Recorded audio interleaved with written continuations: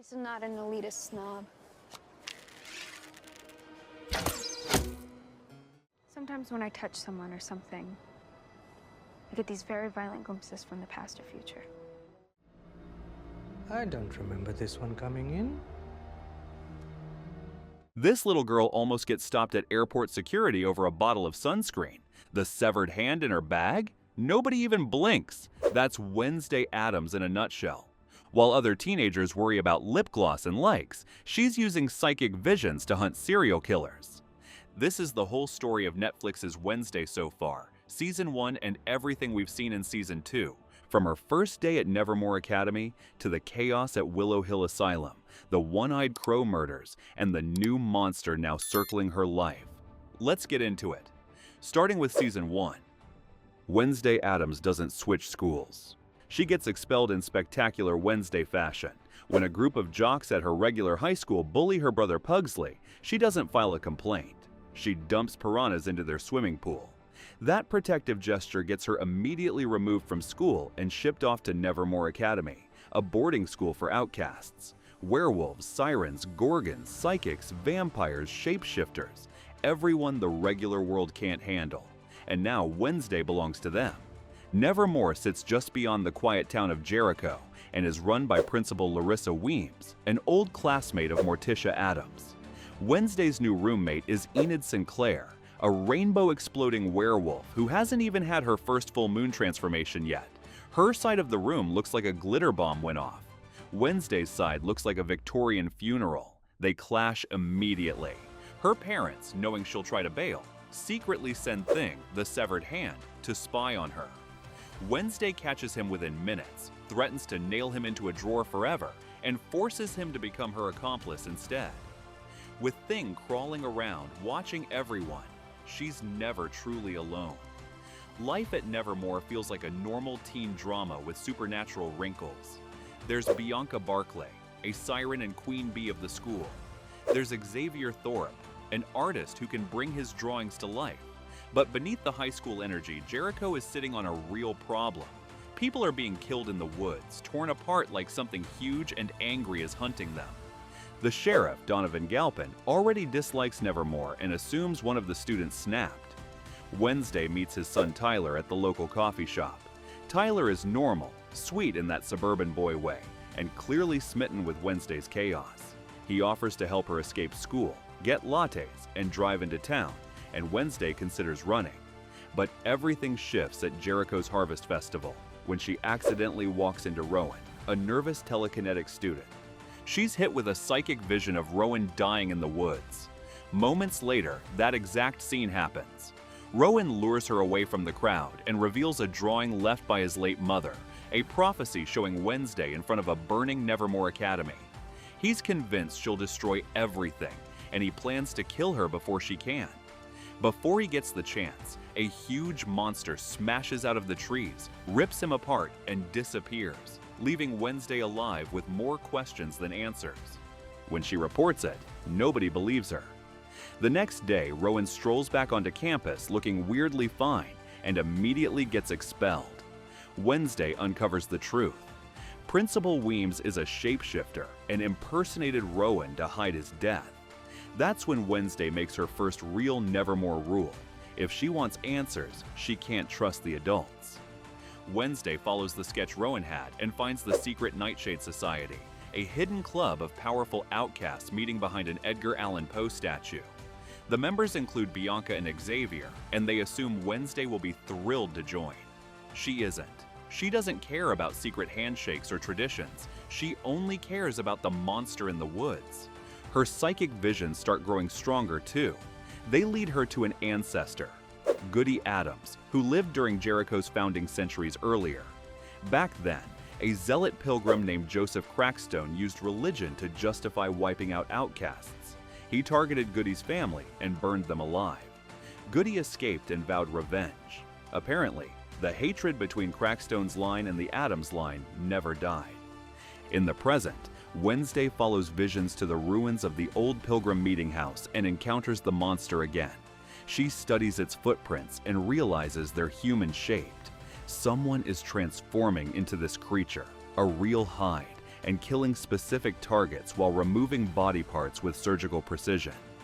With help from Thing and Eugene, a hyperactive kid who runs the beekeeping club, Wednesday finds the monster's cave and retrieves a broken claw. She drags it to Sheriff Galpin, who reluctantly sends it to a lab. While the investigation stalls, Wednesday starts piecing together clues. Xavier has private sketches of the monster all over his studio. The town coroner dies shortly after she sneaks into the morgue. Drifters, therapists, and students keep turning up dead with pieces missing. Someone is collecting them. Meanwhile, life at Nevermore refuses to stop for murder. The school holds its annual Raven Dance, where Wednesday reluctantly shows up in a dress.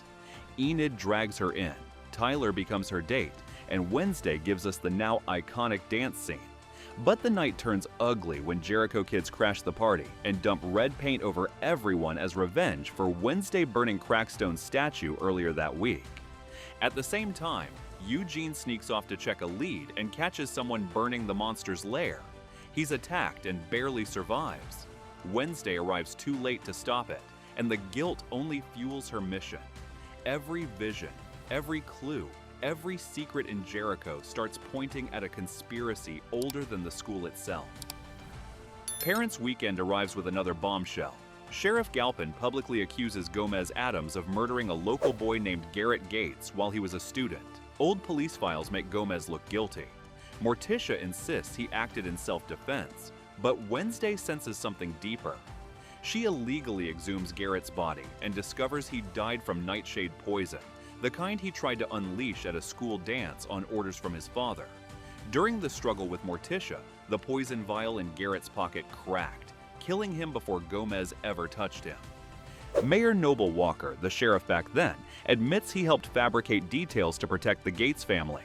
The cover-up exonerates Gomez but confirms Wednesday's suspicion. Jericho hides its sins. Then the mayor himself is nearly killed in a hit-and-run. Someone doesn't want him talking. It becomes obvious the Gates family tragedy isn't what it looked like. Garrett's sister, Laurel Gates, was believed to have drowned years earlier, but Wednesday finds evidence suggesting she survived.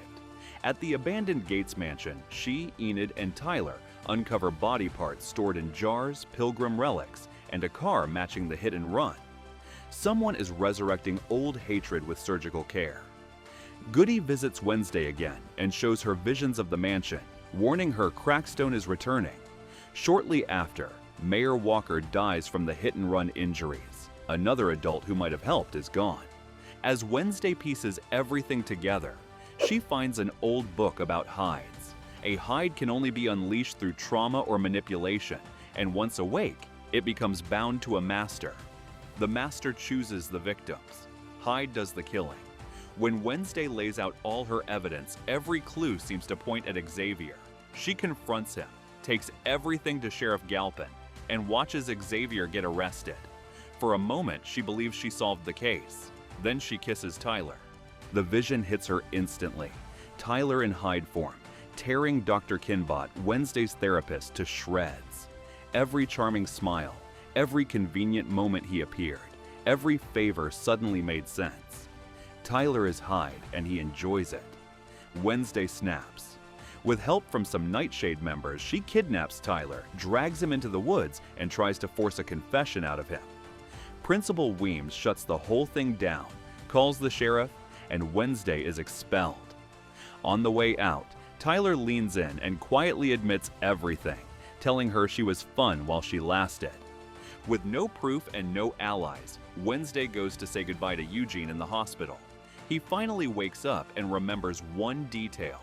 The person who set fire to the monster's lair wore bright red boots.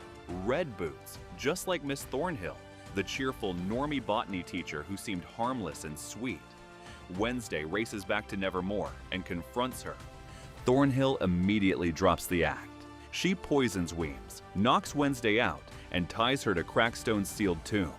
She reveals the truth. She is Laurel Gates.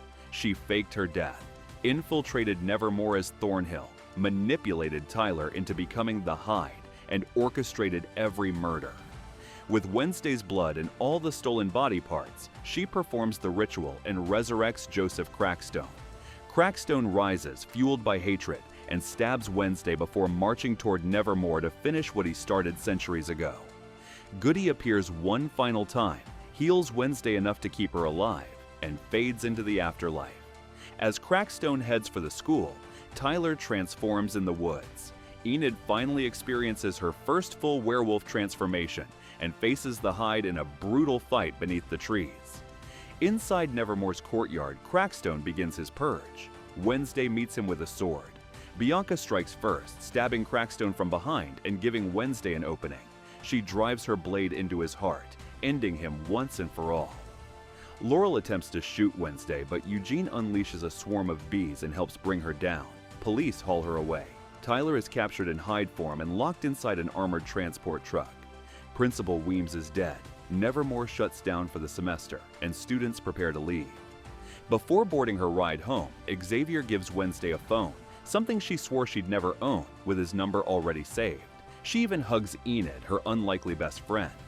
On the drive home, her phone buzzes with a text, photos taken of her from the woods, and a message saying she's being watched. She defeated a murderous teacher, exposed a Hyde, and killed a resurrected pilgrim. But someone out there has already begun the next chapter, and they're watching Wednesday Addams very closely. But before we get into the next season, make sure to hit that subscribe button for more recaps like these. Season 2 doesn't start quietly. It lunges straight at Wednesday the way danger always does, without warning, without mercy, and without giving her time to pretend she's normal. While other students spent the summer tanning and posting selfies, Wednesday Addams tracked a serial killer across 3 states using nothing but a toy ball, a shaky psychic vision, and the stubborn belief that justice should hurt a little. The toy ball belonged to the Kansas City Skinner's last victim. When she touched it, the world tilted sideways. She saw a basement, a folding table, a van with Jet's dog grooming painted on the side. She walked into the trap anyway because Wednesday doesn't stalk monsters, she bait fishes for them. The ropes, the cement floor, the killer breathing in her ear, all part of the plan. He didn't expect Thing to slither through a vent and choke him out. The Skinner died on the floor, and Wednesday walked away with a new problem. Black, inky tears sliding down her face. No Addams text mentions that. Not Goody's book, not Morticia's journal, not a single vision seer in their bloodline. She heads back to Nevermore with more questions than luggage. But Nevermore is not the place she left behind. Principal Weems is dead. A new principal, Theodore Dort, smiles like a hotel concierge selling experiences rather than education. He cares about donors, optics, brand partnerships. Students point phones at Wednesday like she's a zoo exhibit. She hates fame more than she hates sunlight. Pugsley arrives for his first year, absolutely thrilled because he inherited Uncle Fester's lightning powers. Sparks crackle between his fingers. Wednesday sees a lawsuit coming, but Jericho has bigger problems than property damage. A private investigator named Carl Bradbury drives into town, muttering about evidence and affairs, snapping the wrong photos. Before he can stash anything, the sky darkens. Hundreds of crows drop on him like a living storm and tear him apart. Sheriff Galpin's old deputy calls it an unfortunate wildlife incident. Wednesday calls it murder. Back in her dorm, Enid fights off a cluster of fangirls armed with glitter pens. Right as they finally settle in, a crossbow bolt slams into the wall with a note. "Welcome back, Wednesday. I'm still watching you." She reaches for a vision, but instead of clarity, those black tears return. Something is wrong with her powers. Something is watching her. Pugsley wanders off to investigate Nevermore's campfire legend, the Skull Tree. A genius student supposedly built himself a clockwork heart decades ago, died in an explosion, and was buried beneath a tree crowned with a stone skull. If you press your ear to the skull's eye, you can still hear ticking. Pugsley does more than listen. He accidentally shoots lightning into the ground, reviving the dead boy himself. A zombie rises from the dirt, confused, groaning, heart ticking like a pocket watch. Pugsley adopts him immediately. His name is Slurp now. The Addams family has a new pet. Meanwhile, Wednesday's 2-year-old novel manuscript gets stolen, replaced with a poem promising to burn it during the founder's bonfire. She dives under the burning woodpile to save it, while Principal Dort unveils a massive portrait of her for donors to admire. Wednesday marches up to the painting and torches it herself. Dort is furious. The students are stunned. Wednesday walks away without blinking. But fame comes with shadows. Wednesday and Enid accidentally brush hands and trigger a violent shared vision, a crow-covered graveyard, Enid's tombstone, a voice whispering, "I die because of you." Wednesday wakes to Morticia standing over her, staring at the black tears on her cheeks. Morticia explains what Wednesday feared. Black tears signal psychic collapse, a burnout so severe it can break a seer forever. Wednesday refuses to quit using her powers. And then, Sheriff Galpin dies, ripped apart by crows inside his own home. When Wednesday touches his body, his mouth cracks open and a swarm of crows explodes out. In the chaos, she sees a single crow with one missing eye, the same symbol she keeps seeing in visions. Someone is leaving her a signature. Back at school, Pugsley reveals Slurp to Eugene. The zombie is regenerating, wounds closing, speech returning. Something unnatural fuels him. And then, Enid is kidnapped. A distorted voice gives Wednesday 30 minutes to save her. The trail leads to Iago Tower, booby traps, riddles, a typewriter demanding, "What don't you see?" Wednesday solves the puzzle by noticing the missing book on the shelf. The Invisible Man. The trap releases. Enid is alive. The stalker steps out. Not a murderer, just a lonely 13-year-old invisible girl named Agnes, a fan who wanted Wednesday's attention. She denies killing Bradbury or Galpin, but hands Wednesday the case files she stole before vanishing again. That same night, Wednesday goes to Morticia to retrieve Goody's spellbook, the last place she hoped to find answers about her failing powers. Morticia burns the book in front of her. Ashes scatter at Wednesday's feet. Enraged, Wednesday takes matters into her own hands. She asks Uncle Fester to infiltrate Willow Hill Asylum, partly because she keeps seeing LOIS in her visions and files, and partly because Louise Stonehurst, a former researcher, once worked there. Fester intentionally gets himself arrested and meets Augustus Stonehurst, an old man locked in a birdcage who speaks numbers instead of words. A parrot blurts out the code. Fester follows it into the asylum's basement, where he discovers the truth. LOIS, Long-Term Outcast Integration Study. A secret program designed to extract powers from outcasts and transfer them into normies. Bodies hooked to machines, powers stolen, lives erased. Louise appears and confesses she wants to give normal people everything outcasts have: memory, strength, telepathy, even bird control. This is how Bradbury and Galpin died. Someone with stolen avian powers commanded the crows. A blackout riot erupts. Louise flees. Slurp escapes and kills Stonehurst and Fairburn, regenerating into something smarter and more dangerous. Wednesday finds a terrified woman in the LOIS cells, a mystery patient she later learns is Francoise, Tyler's mother, believed dead for years. Wednesday tries to help her escape, but Tyler's Hyde form slams Wednesday through a window and disappears into the woods with his mother before anyone can stop him. Nevermore spirals into chaos. The board shuts the school down again.